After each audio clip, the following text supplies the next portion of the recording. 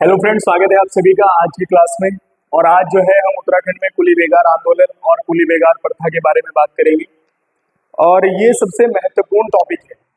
इस टॉपिक से कई बार एग्जाम में प्रश्न बनते हैं, तो हमने प्रयास किया है कि सबको वन लाइनर बनाने का प्रयास किया है। जो क्वेश्चन इससे बनते हैं उनको सबको जो है ऐड करने का प्रयास किया है, और मैं आपको इसके बारे में समझा देता हूँ। ठीक है, सबसे पहले कुली बेगार आंदोलन की बात बाद में आती है, पहले कुली बेगार प्रथा है क्या इसके बारे में हम चर्चा करते हैं। ठीक है ना। देखो, कुली उतार, कुली बेगार और कुली बर्दायश, ये तीन तरीके की प्रथाएं उस समय जो है प्रचलित थी जब अंग्रेजों का अधिकार उत्तराखंड पर हुआ। अंग्रेजों ने जब जो है उत्तराखंड पर शासन किया तो उस समय तीन प्रथाएं हमें देखने को मिलती हैं, कुली उतार, कुली बेगार और कुली बर्दायश। मैं आपको इनके बारे में बता देता हूँ। कुली उतार प्रथा थी कि जब कोई अंग्रेज अधिकारी जो है पहाड़ या पर्वतीय क्षेत्रों में या उत्तराखंड में आगमन करता था तो उसका सामान जो है उठाकर ऊपर पहाड़ पर लेकर जाया जाता था, या फिर जो है पहाड़ से नीचे लाया जाता था। इस सबको जो है इसका कोई रुपया पैसा नहीं मिलता था। इस प्रथा को कहा जाता था कुली उतार प्रथा। उसके बाद आती है कुली बेगार प्रथा। कुली बेगार प्रथा में अंग्रेजों का कार्य निःशुल्क करना होता था, जिसका कोई भी रुपया पैसा नहीं मिलता था, और इस प्रथा को जो है कहा गया है कुली बेगार प्रथा। ठीक है ना। उसके बाद आता है कुली बर्दायश। जब कोई अंग्रेज अधिकारी किसी क्षेत्र में जाता था या वहां पर रुकता था तो उसके जो है खाने पीने और राशन की व्यवस्था करनी होती थी, जिसका कोई रुपया पैसा वो नहीं देते थे। इसको कहा गया है कुली बर्दायश। कुली बर्दायश मतलब निःशुल्क राशन देना, निःशुल्क काम करना, निःशुल्क सामान उठाना। कुली उतार में निःशुल्क सामान उठाना, कुली बेगार में निःशुल्क कार्य करना, और कुली बर्दायश में जो है निःशुल्क जो है राशन देना। ठीक है ना। अब हम इसके बारे में बात कर लेते हैं। देखो बच्चों, जब जो है उत्तराखंड में कुली बेगार आंदोलन होने का प्रमुख कारण ये था कि इस कुली बेगार प्रथा की वजह से जो है शोषण हो रहा था भारी मात्रा में लोगों का। तो ऐसा नहीं है कि इसका विरोध पहले ना हुआ हो, विरोध हुआ था, पहले विरोध हुआ है, लेकिन पहले विरोध इतना ज्यादा नहीं हुआ जिस कारण से कुछ चीजें हल निकल सके उसका। ठीक है ना। तो सबसे पहला विरोध अगर देखने को हमें मिलता है वो है 1822। मतलब जब विरोध हुआ उस समय हमारे कमिश्नर थे ट्रेल। ट्रेल जब कमिश्नर बने तो 1822 में ट्रेल ने कुली बेगार के विकल्प के रूप में जो है वो खच्चर सेना का गठन किया। देखो यहाँ से ध्यान से बात को सुनना। जिस समय जो है ट्रेल कुमाऊं के कमिश्नर बने 1816 में, तो इन्होंने 1822 में खच्चर सेना का गठन किया कुली बेगार के विकल्प के रूप में। यानी कि जो है कुली बेगार लोगों को ना देना पड़े, कोई सामान ना उठाना पड़े, उसके लिए खच्चर सेना गठित की। लेकिन खच्चरों को चलाने के लिए भी तो कोई व्यक्ति होना चाहिए था, तो वो उसको भी कोई रुपया पैसा नहीं मिलता था, तो वहीं का वहीं प्रॉब्लम बनी रही। लेकिन कभी अगर ये एग्जाम में आया हुआ है कि कभी पूछ ले कि खच्चर सेना का गठन कब किया गया था, तो 1822 में खच्चर सेना का गठन किया गया था। ठीक है, नेक्स्ट। उसके बाद अगर हम देखें, विरोध बीच बीच में होता रहा, लेकिन सबसे पहले भारी मात्रा में जो विरोध हुआ था वो जो है 1840 में लोहाघाट में प्रथम बार इसका विरोध होता है। लोहाघाट चंपावत में पड़ता है, पहली बार इसका वहां पर हमें जो है विरोध देखने को मिलता है। यहाँ पर क्या हुआ था कि लोगों ने जो है अपने उत्पाद जो होते थे उनको मंडियों में बेचना बंद कर दिया, बाजार में बेचना बंद कर दिया। ना बिकेंगे और ना ही सामान को उठाना पड़ेगा। ठीक है ना। तो ये पहली बार अगर कहा जाता है कि पहली बार विरोध तो 1840 में हुआ था। उससे पहले 1822 में जो है ट्रेल ने इसके लिए खच्चर सेना का गठन किया था। ठीक है। एक बात तो ये है कि ये प्रथा केवल कुली बेगार के मतलब कुली बेगार के नाम से प्रचलित थी, लेकिन अगर हमें कहें कि इसके बारे में क्या हमें कहीं पर पहले भी इसका प्रमाण मिलता है, तो मिलता है। जब जो है मेदिनी शाह शासन कर रहे थे, पवार वंश के राजा, तो उस समय जो है पंथ्या दादा हुआ करते थे। तो उस समय रोजा नामक एक बेगार हुआ करता था। उस समय जो है रोजा नामक एक बेगार हुआ करता था, जिसके विरोध में वहां के एक पंथ्या दादा ने जो है क्या किया था, आंदोलन किया था, और इन्होंने जो है इसके लिए अपने प्राणों की आहुति दे दी थी। ठीक है ना। तो यहाँ से ये चीज आप ध्यान रखेंगे कि पंथ्या दादा ने रोजा नामक बेगार के विरुद्ध, इसमें क्या होता था, राजा के लिए जो है कुछ उपहार, कुछ तोहफे वगैरह लेकर जाए जाते थे। तो इसको जो है मेदिनी शाह के समय में ये प्रथा प्रचलित थी। ठीक है ना। अब हम दोबारा से अपने टॉपिक पर आते हैं। सबसे पहले खच्चर सेना का गठन किया ट्रेल ने 1822 में।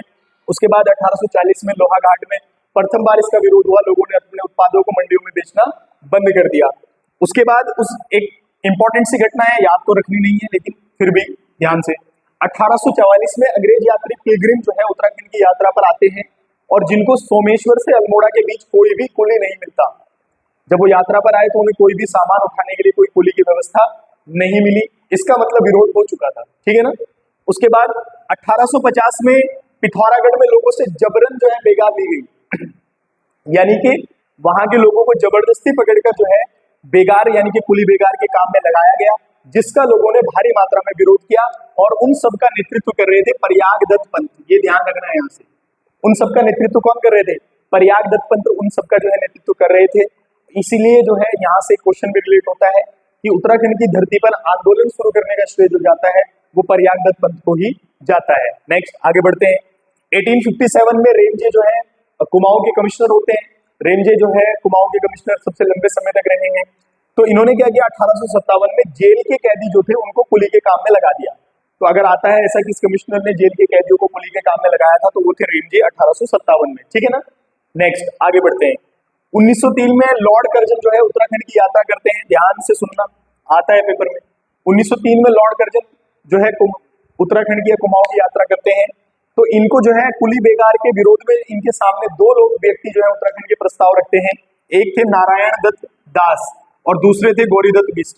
ये जो है लॉर्ड कर्जन के सामने कुली बेगार विरोधी प्रस्ताव जो है रखते हैं, ठीक है ना। नेक्स्ट उसके बाद सबसे महत्वपूर्ण और सबसे इंपॉर्टेंट जो पेपर में एग्जाम में आता भी है वो है कुली एजेंसी। 1908 में कुली एजेंसियों का गठन किया गया और ये बात आप समझना कि ये अंग्रेजों के द्वारा नहीं किया गया था। कुली एजेंसियों का गठन, कुली एजेंसियों का गठन जो है उत्तराखंड वासियों के द्वारा ही किया गया था। इसके जो है इसका गठन करने का सबसे पहले विचार जो आया था वो गिरजादत्त नैथानी के मन में आया था। पेपर में प्रश्न बन सकता है कि कुली बेगार जो कुली बेगार एजेंसी थी, कुली एजेंसी का जो गठन किया गया था उसके विचार का स्वरूप किसने रखा था? गिरजादत्त नैथानी ने। 1908 में कुली एजेंसी की स्थापना जोध सिंह नेगी के द्वारा की जाती है, ये इंपॉर्टेंट है। 1908 में जो कुली एजेंसी थी उसकी स्थापना जोध सिंह नेगी के द्वारा की जाती है। इसका मुख्यालय पौड़ी में था। प्रथम बार विचार गिरजादत्त नैथानी को आया था और 1908 में इसका गठन कर दिया। कहते हैं कि 1913 तक गढ़वाल में कुल 10 कुली एजेंसियां होती थी। ट्रांसपोर्ट कोऑपरेटिव सोसाइटी के रूप में इसको जाना जाता था और इसके लिए फंड जमा होता था। यानी कि अब ये था कि चलो ठीक है कुली का काम लोग कर रहे हैं लेकिन उनको कुछ थोड़ा बहुत पैसा इसका मिलता था, ठीक है ना। नेक्स्ट अगला आगे बढ़ते हैं। सबसे इंपॉर्टेंट तो ये सारे विरोध वो है बच्चों जो चल रहे हैं, लेकिन एक विरोध अब इंपॉर्टेंट है क्योंकि अब बढ़ गया है तो इसके में जो है बड़े नेता उत्तराखंड के जो है भाग लेंगे। सबसे इंपॉर्टेंट यहाँ पर आप देखेंगे, सबसे इंपॉर्टेंट है 1920 में बद्रीदत्त पांडे के नेतृत्व में एक शिष्टमंडल जो है वो गांधी जी से मुलाकात करने जाता है और ये इंपॉर्टेंट है। नागपुर अधिवेशन कांग्रेस का था 1920 में, जहां पर बद्रीदत्त पांडे के साथ एक शिष्टमंडल गांधी जी से मुलाकात करने जाता है। और देखो मोटिव जो मुलाकात का था वो ये था कि गांधी जी को उत्तराखंड के लिए आमंत्रित करना है और उत्तराखंड में आंदोलन के लिए आमंत्रित करना है, कुली बेगार आंदोलन के लिए, ठीक है ना। तो एक शिष्टमंडल मिलने पहुंचा लेकिन गांधी जी ने आने से मना कर दिया क्योंकि उस समय असहयोग आंदोलन शुरू होने वाला था। इस वजह से जो है गांधी जी ने आने से मना कर दिया। फिर ये लोग वापस आए हैं।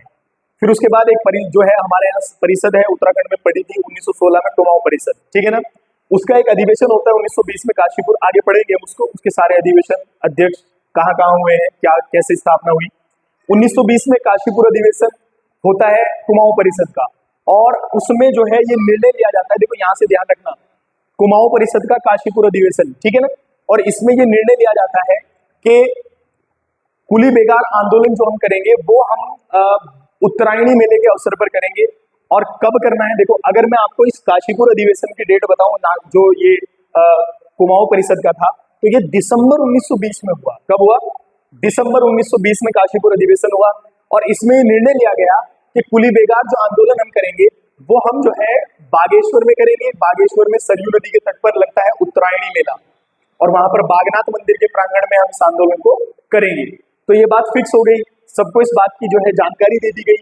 और सबसे मुख्य बात, इससे पहले अगर हम बात करें, दिसंबर जो है खत्म होने वाला है, मतलब जनवरी आने वाला है, 1921 आने वाला है।